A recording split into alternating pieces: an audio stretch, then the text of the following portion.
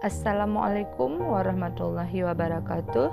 Jumpa lagi dengan saya, Erawati SPD, calon guru penggerak Angkatan 7, SMA Negeri 1 Murah Mulia, Kabupaten Aceh Utara, di bawah bimbingan fasilitator Bapak Irfan SPD dan pengajar praktik Bapak Ibnu Hajar SPD.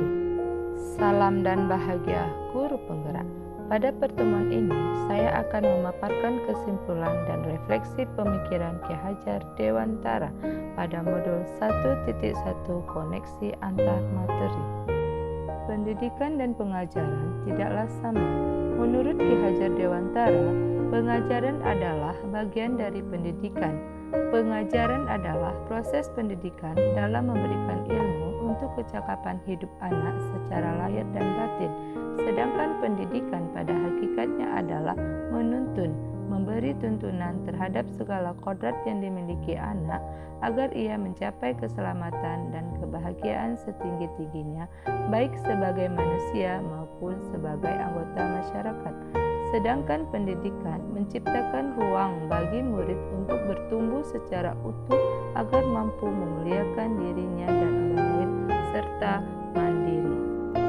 Sebelum mempelajari modul 1.1 tentang pemikiran Ki Hajar Dewantara, pembelajaran yang saya lakukan hanya sebatas transfer materi pelajaran saja.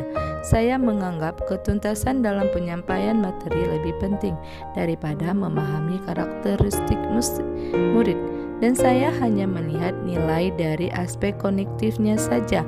Hanya melihat nilai murid dari aspek kognitifnya saja, misalnya saat mereka mengerjakan tugas harian dan tugas ulangan. Dan saya hanya menganggap jika nilai murid sudah mencapai KKM, dianggap pembelajaran sudah berhasil, dan saya hanya menganggap murid hanya sebagai objek pembelajaran saja. Juga pembelajaran berpusat pada guru. Saya tidak mempedulikan apakah murid sudah benar-benar paham dari materi apa yang saya ajarkan, karena saya hanya menganggap bahwa ketuntasan itu hanyalah saya hanya meminta siswa menghafal materi, dan saya juga sering merasa gagal mengeluh jika banyak murid yang tidak tuntas setelah melakukan evaluasi. Namun, setelah saya mempelajari modul 1.1 tentang pemikiran Ki Hajar Dewantara, saya menyadari bahwa apa yang saya pikirkan dan saya lakukan selama ini tidaklah tepat.